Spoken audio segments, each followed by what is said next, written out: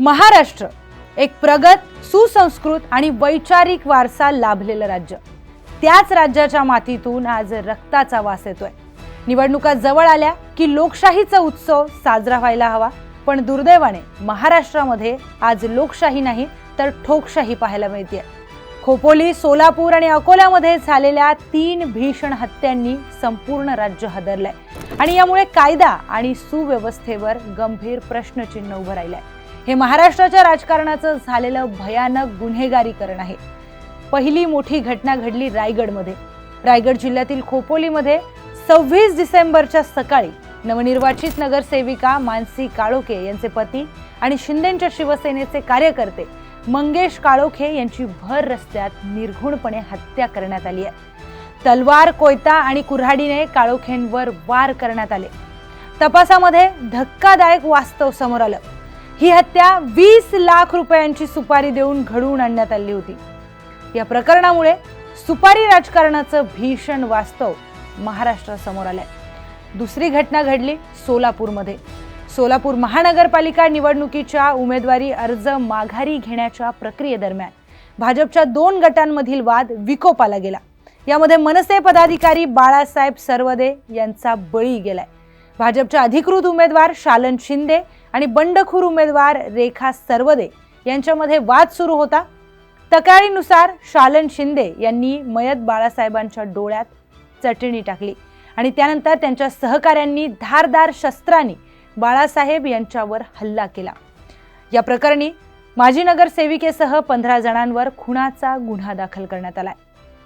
राजकीय महत्त्वाकांक्षा इतकी टोकाला पोहोचली आहे की पक्षांतर्गत बंडाळी रोखण्यासाठी किंवा प्रतिस्पर्ध्याला निवडणूक रिंगणातून हटवण्यासाठी आज थेट हिंसेचा मार्ग हा अवलंबला जातोय. तिसरी मोठी घटना घडली अकोल्यामध्ये.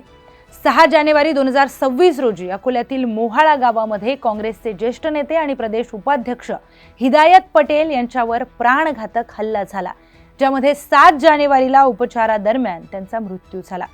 पटेल हे मशिदीतून बाहेर पडत असताना मुख्य आरोपी उबेद पटेल यांनी त्यांच्या पोटात आणि मानेवर चाकूने वार केले. हिदायत पटेल हे अकोला जिल्हा मध्यवर्ती बँकेचे 25 वर्षापासूनचे संचालक आहेत आणि बाजार समितीचे देखील ते माजी सभापती होते. या हत्या प्रकरणातील FIR मध्ये अजित पवार गटाचे जिल्हाध्यक्ष आणि काँग्रेसच्या इतर स्थानिक नेत्यांची नावं आहेत. संशयित म्हणून त्यांची नावं समाविष्ट करण्यात आली आहेत. या तिन्ही घटनांकडे पाहिल्यास काही विदारक सत्य समोर येतात, जे आपण गांभीर्याने घ्यायलाच हवीत. बिनविरोध निवडीचा अघोरी अट्टहास का? आजकाल निवडणुका लढण्यापेक्षा त्या मॅनेज करण्याकडला जो काही कल आहे तो वाढत चाललाय. जो उमेदवार आडवा येतो किंवा जो बंडखोरी करतो त्याला साम दाम दंड भेद वापरून बाजूला केलं जातं. यातूनच जन्म होतोय हिंसेचा. भरदिवसा सार्वजनिक ठिकाणी आणि गर्दीच्या ठिकाणी या हत्या होत आहेत. याचा अर्थ गुन्हेगारांना कायद्याची भीती उरलेली नाही. राजकीय वरदहस्त असल्यामुळे आपलं कोणी काय वाकडं करणार अशी भावना ही गुन्हेगारांमध्ये बळावत चालली आहे. पोलिसांचा धाक संपलाय का असा प्रश्न इथे उपस्थित होतोय. वरच्या पातळीवर मोठे नेते युती आणि आघाड्यांची समीकरणं जुळवण्यात व्यस्त असताना खालच्या पातळीवर मात्र स्थानिक वर्चस्वासाठी कार्यकर्ते एकमेकांचं रक्त सांडतात. नेत्यांच्या महत्त्वाकांक्षेपोटी कार्यकर्त्यांच्या घरांची राख रांगोळी होतीये. कार्यकर्ते की बळीचे बकरे?